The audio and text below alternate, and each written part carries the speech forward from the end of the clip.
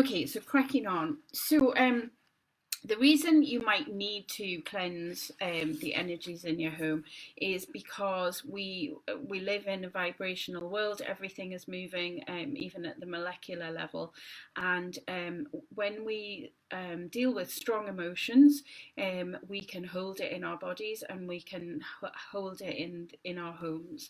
And obviously, at the minute, I think we've been holding it as a nation. So basically, these are some ideas that you can do in your home to try and shift those energies and to make your home feel calmer. Which will help you feel calmer, and vice versa. Tomorrow night we'll be looking at things that you can do to shift the energies in your body, which will also impact on your home. So the kind of energies that we've been experiencing recently are the anxieties, the fears, the worries, the panics, and all of those have quite a low vibration. So what we're trying to do is lift the vibration and lift the energy in the home to make us all feel better. So now I'm starting to see people coming through. So hello, hi. Hi, who have I got? I've got Fran. Hi, Fran. Hi, Jay. Hi, Elizabeth. Hi, Kate. Hi, Hilary. So I think that's who I've got at the minute. But do give me a wave when you join me. The first thing that I would suggest, and I've done this all day today, is open your windows. We all know the phrase fresh air, and we all really need it right now, but obviously our access to that is being restricted somewhat. So take advantage of this lovely spring weather and get the windows open, and leave them open. It's enough just to do that, just to allow the air to circulate, but you could sit and imagine the negative energies leaving, and if you wanted to be really wacky and nobody's watching you at the window, you could shoo them out or brush them out with your hands, and it might be a nice little game you could play with the kids. So that's the first one. The second circle of the system is to smudge. This was something that I came across when I first started doing my retreat, because I found I was picking up energies from people and felt that they were lingering in the house sometimes. So smudging is the use of smoke to shift energy, and traditionally we would smudge with white sage, because that's what Native Americans would have used. But personally I don't like the smell of that. I use Palo Santo wood, which is a beautiful smelling wood. And all of these things that I'm going to talk about tonight, you can still obviously get delivered at the minute. We're still able to order and deliver. I would strongly urge you to use something like Etsy rather than Amazon, because we're trying to support smaller businesses. If they're still operational, do try and do that. But you can also create smudge sticks. You can buy smudge sticks, but you can create your own. And I am running a workshop on Monday afternoon at 3 o'clock. So for those of you who are working at home, it's only 40 minutes, because that's what I can get on my Zoom for free. But I'm only charging £7 per household, so you can do this with the kids as well. I'm trying to come up with ideas of things that you can do with your kids as well. You'll need to book soon, because I'll need to send you information to let you know what you'll need to bring on the night, on the afternoon even. So that's the 30th, Monday the 30th at 3 o'clock for 40 minutes, and it's £7. And the link is on the top of this post if you would like to join me. And obviously that's a zoom in to my retreat workshop, and I'm hoping we can have a bit of fun with that. It really is a nice workshop. Basically, you can use incense as well, because obviously incense has been used in lots of religious settings to clear space as smoke. If you've got incense sticks, that's fine. So whatever you do, you're going to light it and set an intention for that, and then waft it around. If you have a nice feather, you can waft it into the corners of the room, and obviously ideally leave your windows open, and here's where the interlocking circles start happening to let that energy go out. So number 3 is to make some noise, and this is something you really can do with the kids and have some fun with it. So obviously sound creates vibrations, and by creating loud noises you're going to really break up the negative energy and raise the vibration in your home.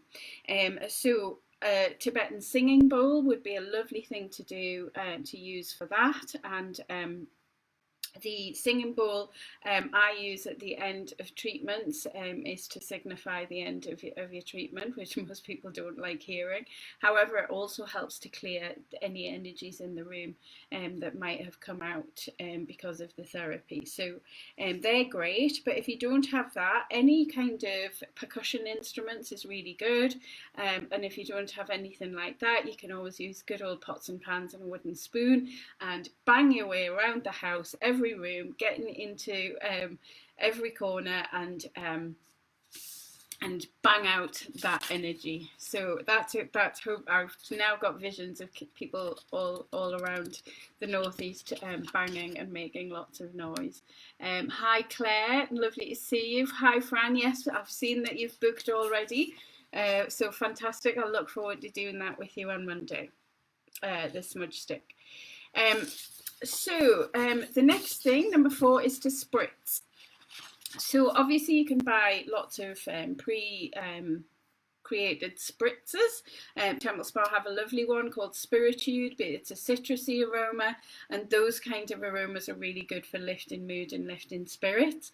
However, if you want to make one yourself, you just need a small excuse me, a small spray bottle with some purified water, some filtered water in there, and drop a few drops of essential oils if you have any. Oils that are good in this sort of setting are things like frankincense, patchouli, rose and lavender. They make really nice scents and are very cleansing.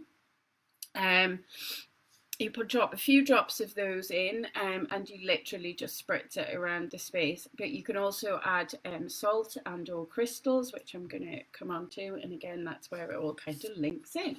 So using crystals. Now I'm relatively new to the crystal thing, but I'm finding it fantastic, and obviously we're using them in our aroma diffusing bracelets, and I've got my big amethyst in the therapy room. And the reason I've got amethyst in there is because it's a really good all-round crystal for healing, for helping bring calm and serenity. So that's a great stone for you to use. Black tourmaline is very inexpensive and literally just acts like a sponge and soaks up the negative energies. Or selenite, which is almost a clear white kind of crystal. That's great, particularly with electrical things. So I've got my, actually, can you see? Oh, go the other way, Julia. My white wand just there in front of the TV, just to break up. It's great for breaking up electrical charges and energies. So that would be something that you could do, and you could buy a whole load of small tumble stones and scatter those around the house. But also those stones might be great for that, but just any stone that you're drawn to is maybe has some properties that you're in need of, so go with that. Number 6 of our 7. So I'm doing quite well. Hi Andrea, nice to see you. So yeah, I'm trying to do it for sort of 15-20 minutes. So number 6 is to add plants and flowers. Now, as you all know, I always have fresh flowers here at my retreat, and I did go to the shops today, and I was thinking I can't really do the big bouquet. I can't justify that right now, but I can justify £1 for a bunch of daffs, so I've got those up in my bedroom now. But it just, I mean, apart from making everything look lovely, there are some plants which are good for clearing the air. So things like house plants like lavender, English ivy, peace lilies, and even the good old spider plant, which I have lots of around the house, are great for clearing energies and purifying the air. Flowers such as lavender, obviously, again, but really any kind of flower in the home just helps to lift the energies, but maybe rather than putting them in a vase, maybe cut the heads off and float them in a bowl, just to give you, you know, something different and a focal point. And finally, the seventh thing is salt. Which might seem a bit odd, but salt, as we know, has been used for its sterilising properties for years. But it also has this cleansing of energies and is used a lot around the world. I use it dissolved in water and kind of flick it around the space at the beginning of the Lomi Lomi massage as part of the blessing that I do at the beginning of that. But you can just take some sea salt and put it in a little tray and put it in the four corners of the room. Leave it there for about 48 hours and then flush it down the toilet, so that all the negative energies are going down the toilet. And while I'm on, you should always close your toilet lid, because that stops any good energies going down that you don't want to lose. And also, obviously, Himalayan salt lamps are very popular now, so it might be worth checking in. And hi, Rachel, lovely to see you. It might be worth checking in and ordering yourself a Himalayan salt lamp if you don't already have one. So those are my 7 circles, 7 steps to cleansing the energies in your home, getting rid of those negative energies.